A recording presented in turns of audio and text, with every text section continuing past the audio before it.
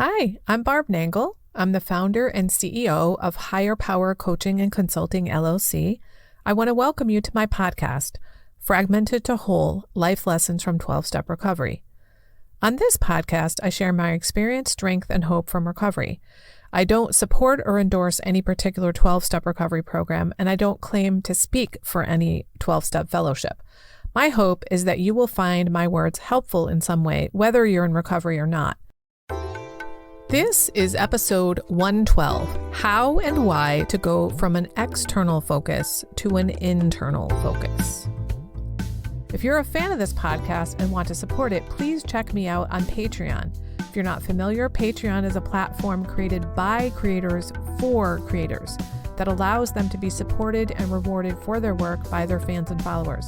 You can find me at patreon.com/higherpowercoaching. Before I get into today's topic, which is about the difference between the attitude, it's all about me, and keeping the focus on yourself and how and why to make that shift, I want to share that I was just sitting here meditating in my office and absolutely delighting in the sound of the birds that are chirping outside my window. And of course, my mind began to wander because that's what minds do. And that's especially what they do when you're trying to meditate. And I thought, that's something people don't know about me, that I delight in the sound of the birds chirping. And then I thought, I guess my listeners don't really know me. And then I was like, wait a minute, I share so many details of my life on this podcast. So I know they know me. Maybe not all of me, but certainly what makes me tick and how I think and what's important to me. And then I remembered that I just got a new client recently. And when we had our first call, she hopped on the Zoom call and said immediately, I feel like I know you. And I was like, well, if you've been listening to my podcast for a while, then you do, because that is the real me. Thinking that made my mind also wander to the fact that I've gotten most of my clients from my podcast, which I never imagined. When I started the podcast, it was to carry the message of recovery to those who still suffer. It never occurred to me that it would have anything to do with my business, which seems naive in retrospect. But anyway, those are some of my ponderings. So now you know even more about me. Like, I love hearing birdies chirping. I've come to love it more and more this past year as I've been doing the Ziva meditation technique, part of which includes connecting with each of your senses individually at first, and then trying to connect with all of them at once before diving into the meditation. Now, before I dive into today's topic, I want to thank you for listening. It's listeners like you who make Fragmented to Whole possible. As you may know, I have a 20-plus year nightly gratitude journaling practice, and it's occurred to me recently that I've never said thank you on this podcast. When someone reaches out to me individually about the podcast, I definitely thank them, but I want to take this time to thank you.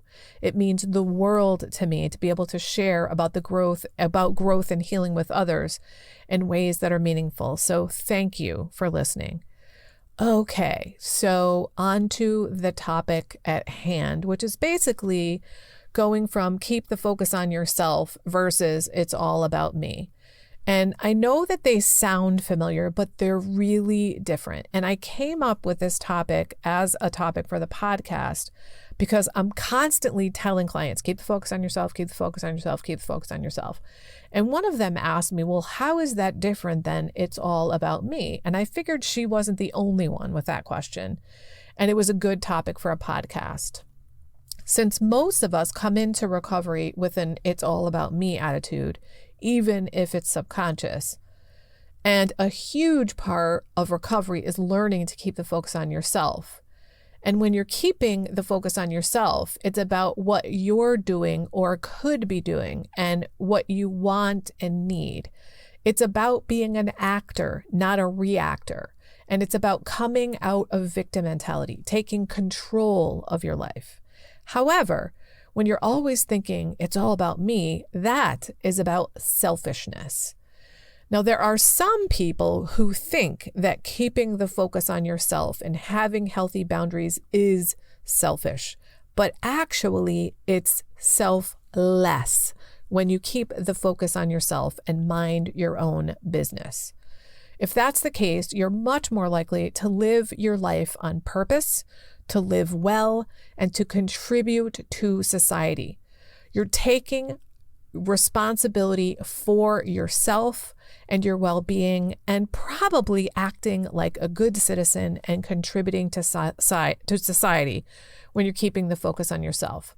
But if you've got the attitude, it's all about me, you're a taker.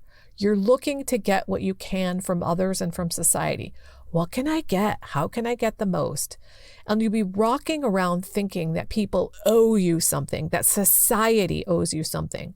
So that's the opposite of keeping the focus on yourself. Now, I have a lot more to say in episode 10, Focus on Me, about keeping the focus on yourself. If you're interested, I talk about the 4 different ways that you can keep the focus on yourself. But when your attitude is, it's all about me, you think everything is about you. You don't understand or don't care that what's happening in the world and the things that people are doing are happening, but they're not necessarily happening to you. My favorite example to give is traffic.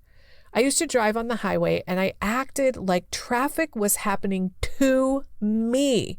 And not just to me, but to me and me alone. And it wasn't happening to me, it was happening. I just happened to be in traffic. So it's not all about me. Another example might be when somebody does something that pisses you off and you think, oh, they did that just to piss me off, or they did that because they don't like me. Instead of thinking it's all about me, you might try to think about them. Perhaps they did that thing because their mom has cancer and they've been taking her to chemotherapy every day and they're on their last fumes in terms of energy and they're grieving and all of the stuff that comes with that. When you have the mentality, it's all about me, you're totally concerned about what other people are thinking, what other people are doing, and what other people are thinking about you. But when you keep the focus on yourself, you're focused on what you think, what you're doing, what you want, how you want to be in the world, how you want to treat others. The focus is internal rather than external. And as the Serenity Prayer reminds us, we want the courage to change the things we can and the wisdom to know the difference between those things and the things we cannot change, which, by the way, is the external world. If you're focused externally, you're much less likely to be, you're much more likely to be full of resentment, anxiety, and difficult feelings. So if you're always thinking it's all about me, consider learning to keep the focus on yourself. That's it for today. If you've been finding this podcast helpful, please consider a donation to ensure I can continue. To choose the level of support that feels right to you, go to patreon.com/higherpowercoaching. Please also review it on Apple Podcasts, like and subscribe to it on your favorite podcast outlet. I'd really appreciate it, and it helps others to find the podcast. Now, if someone in particular came to mind when you listened to this episode, please share it with them. And don't forget, I'm on Instagram at Higher Power Coaching. I run group and private coaching programs on creating healthy boundaries. And if that sounds like something that would interest you, head on over to barbchat.net, where you can get on my calendar for a free 30-minute Better Boundaries consultation. My ideal client is someone who is ripe for change. If that's you, then go to barbchat.net and get on my calendar. My goal with all of my work is to help you make lasting changes in your life, like I've made deep, lasting changes in my life. Remember, it's never too late to recover. No one is beyond hope, and healing is possible. Thanks for listening.